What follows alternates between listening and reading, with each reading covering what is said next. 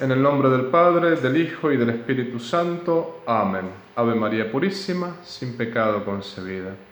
Muy buenos días, queridos amigos en todo el mundo. Hoy voy a tocar un tema muy controversial, que es el de la Revolución Francesa. Hay católicos mal informados, quizá que son buena gente, pero que están engañados por la propaganda jacobina y que a veces repiten como loros lo que dicen los medios de comunicación. Es muy común escuchar frases como que la Iglesia fue muy miope al no haber aceptado los inmortales principios de la Revolución Francesa, es decir, la Declaración Universal de los Derechos del Hombre.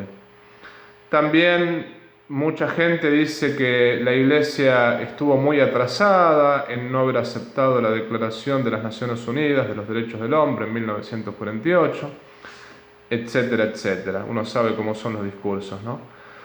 Ahora, lo que hay que decir es lo siguiente: la Iglesia no fue la única que la rechazó. También Karl Marx decía que los inmortales principios de 1789 eran un venderhumo en favor de la clase burguesa europea. Marx tenía expresiones realmente que a veces hacen reír, ¿no? Y otros intelectuales también hablaban mal de esta Declaración de los Derechos del Hombre de 1789. Es decir, no era solamente la Iglesia.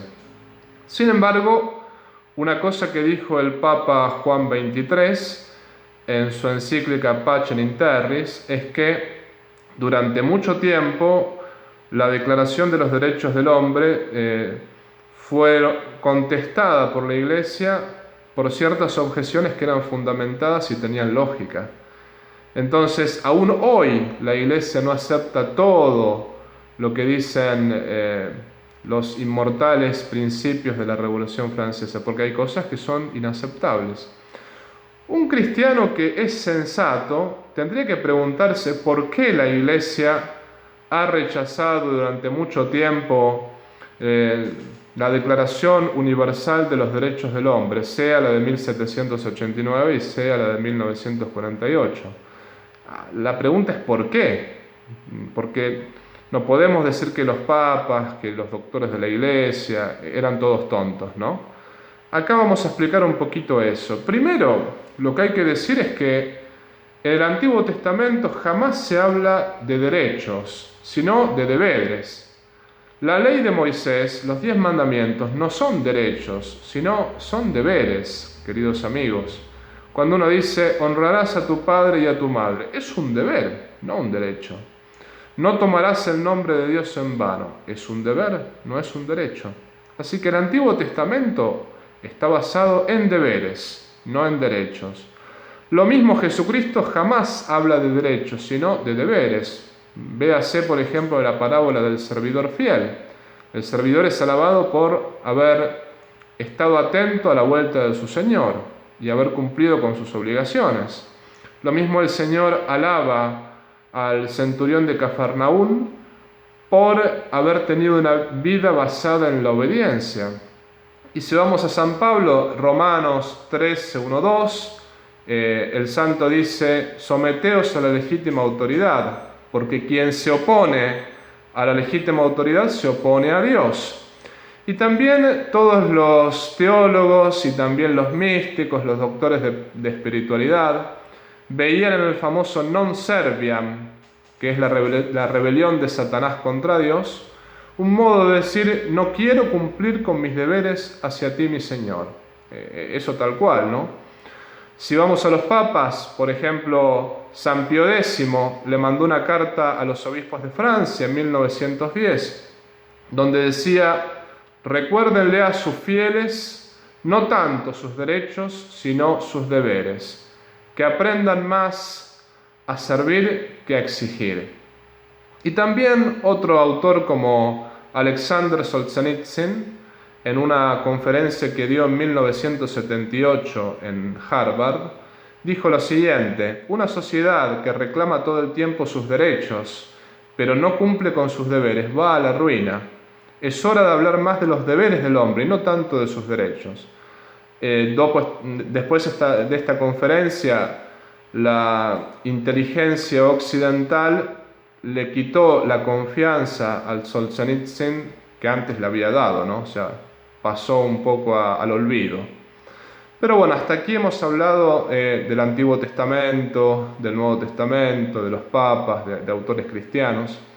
También si hablamos, por ejemplo, del Abbé Grégoire, el Abbé Grégoire fue el obispo fiel a la Revolución Francesa, que firmó todos los tratados e inclusive aprobó la decapitación del rey Luis XVI. El Abbé Grégoire, cuando firmó la Declaración de los Derechos del Hombre, también dijo que había que hacer una declaración de los deberes del hombre, paralela a la primera. Y también Giuseppe Mazzini, que fue un anticlerical y su lucha contra la Iglesia fue fuerte, escribió el Catecismo de los Deberes del Hombre, porque él decía que no podía haber ni libertad, ni igualdad, ni fraternidad si no se cumplían ciertos deberes. Es decir, sea los católicos, sea los anticatólicos, hablaron también de deberes, no de derechos. Ahora bien, uno se puede preguntar, en cuanto bautizados, los cristianos, ¿qué derechos tenemos? Porque si tenemos que hablar de deberes, algún derecho tendríamos. Justamente el bautizado tiene un derecho fundamental, que es el derecho a ser hijo de Dios, que es un derecho gratuito. Ojo, nos lo dio Dios porque Él quiso, no porque nosotros lo mereciéramos. Y de ese derecho se desprenden sea los deberes, sea los derechos. Justamente un bautizado que es hijo de Dios tiene derecho a la herencia eterna, que es el paraíso, pero esa herencia se la tiene que ganar, cumpliendo con los mandamientos de Dios y siguiendo a ese Señor que se hizo hombre y murió en la cruz y resucitó por nuestra salvación. Si el bautizado no hace bien sus deberes, no tiene derecho al paraíso, que sería lo que le compete como cristiano, ¿no? Pero alguno podría llegar a decir, a ustedes los cristianos les interesa mucho sus deberes, pero ¿qué hay de los derechos del hombre?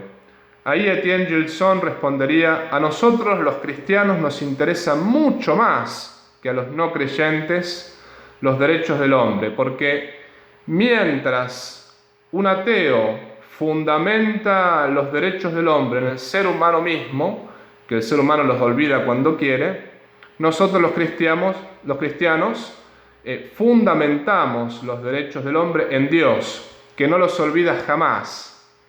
Aquí podemos entender por qué la Iglesia protestó contra esta inmortal declaración de 1789. Protestó porque la legitimidad del poder ya no se basaba más en el Creador.